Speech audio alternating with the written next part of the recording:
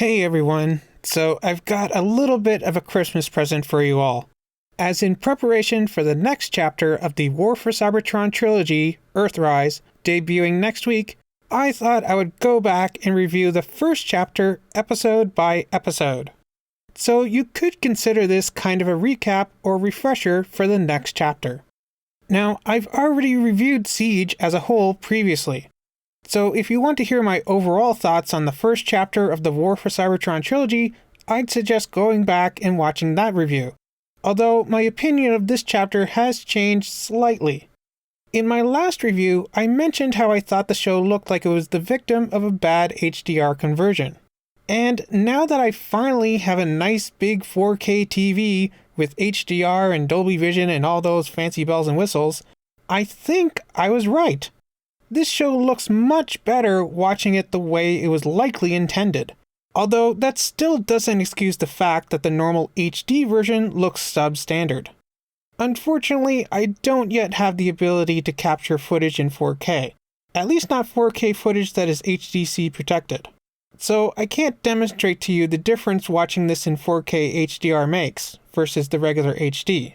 But I highly suggest watching this and Earthrise for yourself on a good 4K TV to get the full experience, if you can.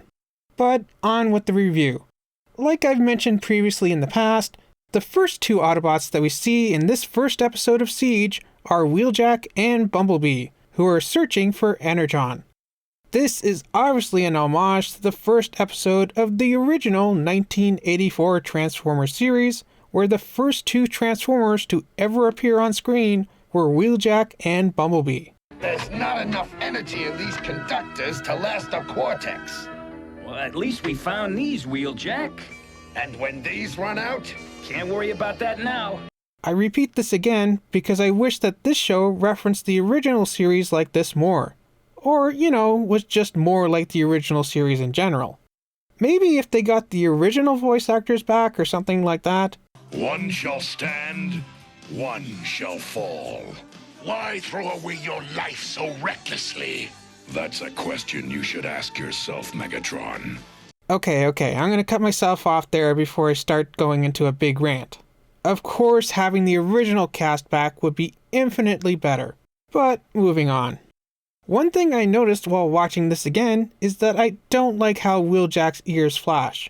I appreciate that they at least made them flash like in G1, but I think they kind of flash too quickly. I think it would have been better if they were a little bit slower, kind of like a pulse like in G1, or that they just stayed lit solid as he's talking. But that's just my design critique. I also don't like how there's a lot of generic Autobots that look like the regular named Autobots. Like, there's Hound, but it's not the real Hound. There's Mirage, but it's not the real Mirage. There's Sideswipe, but it's not the real Sideswipe. I really wish they would have made a generic Autobot model for this show, like they did in Cyberverse. Or even just made some different heads for them or something that would make them a little more different from the other known Autobots. Bumblebee mentions how he used to go racing on Velocitron. You ever go off-world through one? Yeah, I used to go racing on Velocitron all the time, before the Decepticons destroyed them all. This might be a nod to the Cyberverse episode Terminal Velocity, but now that it seems like the Autobots will be visiting other planets in the upcoming Earthrise series, I wonder if one of the planets they'll visit will be Velocitron. If so, will Bumblebee have any old friends there, like Blur? Guess we'll have to wait and see when Earthrise comes out. Now, where's your friend? Don't you mean his fastest friend? Blur! Megatron mentions his brothers and sisters who suffered in the Energon mines and gladiatorial pits.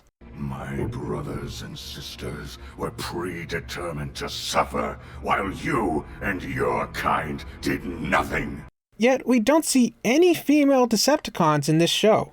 I suppose that some of the nameless background seekers might be female, but they never speak. It would have been really nice to have Slipstream or Nightbird or somebody else like that in this series. It still really bothers me the way that the characters are animated. Namely how they don't seem to be rigged the same way that their toys are articulated. Which seems like a huge oversight considering how much they touted the fact that the animation models in this show were based on the same models as the toys. Specifically, if you watch their shoulders, like Red Alert here, they rotate their whole shoulder, which clips through the connection point to their torso, rather than actually using the bicep swivel that's on the toy. I don't know, maybe it's just me, but it's still a gripe I have with the animation in this show. So yeah, the Autobots are low on Energon, and Megatron is on the verge of conquering Cybertron. Bumblebee is not aligned with the Autobots or Decepticons. He's a pain in the ass. That's who he is. Starscream's just being Starscream. If the Seekers were under my command, you would be dead by my hand. You mean that hand? I say we eliminate all 3 of them. Megatron will reward us for our loyalty. And Elita 1 is probably the best, most developed character in this whole series. The explosives. The idea is to be as far as possible when you blow everything up. I swear, one day, Optimus Prime, you are going to... Forget it. I must speak with Ultra Optimus, if anyone should get checked out by a medic, it's you. Am I that obvious? Kind of. But yeah, like this whole chapter, there's not really much going on in this episode. Probably the biggest thing is that they find the space bridge, which at first doesn't really seem like a big deal. But it is funny how this whole chapter basically leads back here, with Prime throwing the Allspark through the space bridge. I think we even see him drive down the same road in both this first episode and the last one.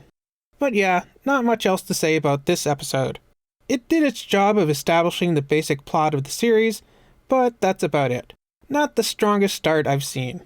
But I will say that I enjoyed some of the music in this episode, especially the bit where they reveal the arc here.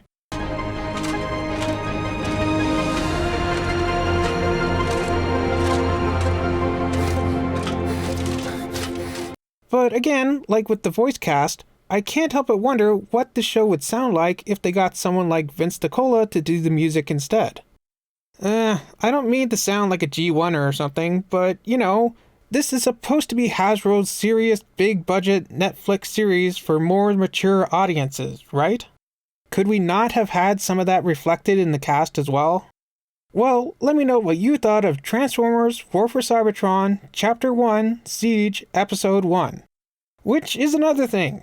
With as long a title as this series is, you'd think they named the episode something other than just Episode 1, 2, 3, etc. But yeah, remember to like, comment, subscribe, and do all that other fun stuff. And I'll see you back here for the second episode of Transformers War for Cybertron Siege.